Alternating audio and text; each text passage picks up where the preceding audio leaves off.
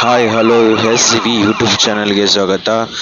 Leg score ಬಂದ್ ಕರೆ ನೀಡಲಾಗಿತ್ತು. ಯಾತಕ್ಕೆಪ್ಪ ಅಂತಂದ್ರೆ ಇಲ್ಲಿ ಇಂಟರ್ವ್ಯೂ ಮಾಡಾಕತ್ತೀವಿ, ಕೇಳಿ. ಮೈಸೂರಿನಲ್ಲಿ ಜಿಲ್ಲಾ ಆಸ್ಪತ್ರೆಯನ್ನು ಸ್ಥಾಪನೆ ಮಾಡಬೇಕಂತೇಳಿ ಆದೇಶ ಹೊರಡಿಸಲಾಗಿತ್ತು. ಈ ಆದೇಶದಿಂದ ನಮ್ಮ ಅನೇಕ ಲಿಂಗಸೂರು ಪಟ್ಟಣದ ಸಾಹಿತಿಗಳು, ಅಭಿವೃದ್ಧಿಪರ ಚಿಂತಕರು, ಅನೇಕ ಹೋರಾಟಗಾರರು ಇಲ್ಲಿನ ವಾಸ್ತುಸ್ಥಿತಿ ಬಗ್ಗೆ ಅನೇಕ ಪತ್ರಗಳನ್ನು ಕಳಿಸಲಾಗಿತ್ತು. ಆ ಪತ್ರಿಕೆಗಳನ್ನು ನೋಡಿದಂಥ ಸಂದರ್ಭದಲ್ಲಿ ರಾಜ್ಯ ಸರ್ಕಾರ ಈ ಲಿಂಗಸೂರು ಪಟ್ಟಣದಲ್ಲಿನ 100 ಹಾಸಿಗೆ ಆಸ್ಪತ್ರೆಯನ್ನು 200 ಬೆಡ್ ಅಂತೇಳಿ ಆದೇಶ ಹೊರಡಿಸಿ ಜಿಲ್ಲಾಸ್ಪತ್ರೆಯನ್ನು ಇಲ್ಲೇ ಸ್ಥಾಪನೆ ಮಾಡಬೇಕಂತೇಳಿ ಆದೇಶ ಹೊರಡಿಸಿದ ಸಂದರ್ಭದಲ್ಲಿ ಜಿಲ್ಲಾಧಿಕಾರಿಗಳು ಸಹ ಇಲ್ಲಿ ಬಂದು ಸ್ಥಳವನ್ನು ಪರಿಶೀಲನೆ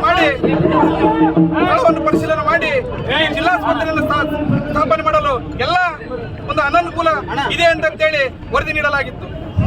ಆದರೆ ಇಲ್ಲಿ ಸ್ಥಾಪನೆ ಮಾಡಬೇಕಾದ್ರೆ ಒಂದು ಮಾನ್ಯ ಶಾಸಕರು ಮತ್ತು ಮಾಜಿ ಶಾಸಕರು MLCಗಳು ಸರ್ಕಾರ ಮಟ್ಟದಲ್ಲಿ ಒಂದು ಈ ತಾಲೂಕಿನ ವಿಚಾರವಾಗಿ ಮಾತಾಡಬೇಕಾಗಿತ್ತು. ಆದರೆ ಅವರು ಯಾವುದೇ ಧ್ವನಿ ಎತ್ತದ ಕಾರಣ ಇವತ್ತು ನಮ್ಮ ಲಿಂಗಸೂರಿನಲ್ಲಿ ಸ್ಥಾಪನೆ ಮಾಡಬೇಕಾದಂಥ 200 ಬೆಡ್ ಆಸ್ಪತ್ರೆ ಇವತ್ತು ಸಿನ್ನೂರಿಗೆ ಸ್ಥಳಾಂತರವಾಗಿದೆ. ಇವತ್ತು ಇವೆಲ್ಲ ವಿಚಾರಗಳನ್ನು ಗಮನಿಸಿದಾಗ ನಮ್ಮೆಲ್ಲ ಕನ್ನಡ ಪರ ಸಂಘಟನೆಗಳು, ಪ್ರಗತಿಪರ ಸಂಘಟನೆಗಳು, ದಲಿತ ಪರ ಸಂಘಟನೆಗಳು ರಾಜ್ಯ ಸರ್ಕಾರಕ್ಕೆ ಒಂದು ಎಚ್ಚರಿಕೆ ಕೊಡಬೇಕಂತ ಹೇಳಿ ಇವತ್ತು ಲಿಂಗಸೂರು ಪಟ್ಟಣವನ್ನು ಪೂರ್ತಿ ಬಂದ್ ಮಾಡಿ ಇವತ್ತು ರಾಜ್ಯ ಸರ್ಕಾರಕ್ಕೆ ಎಚ್ಚರಿಕೆ ಕೊಡುವಂತ ಕೆಲಸ ಇವತ್ತು ನಾವು ಮಾಡ್ತೀವಿ. ಈಗ ಸಿಂಧನೂರಿಗೆ ಆಲ್ರೆಡಿ ಸ್ಥಳಾಂತರ ಆಗಿ ಅಮೌಂಟ್ ಕೂಡ ಸ್ಯಾಂಕ್ಷನ್ ಆಗಿದೆ.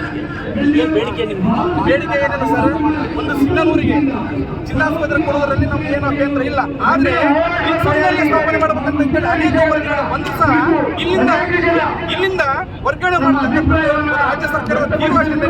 ಅದಕ್ಕೋಸ್ಕರ ಮತ್ತೆ ಇಲ್ಲೇ ನಾವು ಲಿಂಗಸೂರಿನಲ್ಲಿ ಸ್ಥಾಪನೆ ಮಾಡಬೇಕು ಜಿಲ್ಲಾಸ್ಪತ್ರೆ ನಾವು ಒತ್ತಾಯ ಮಾಡ್ತೀವಿ. ಅಲ್ಲ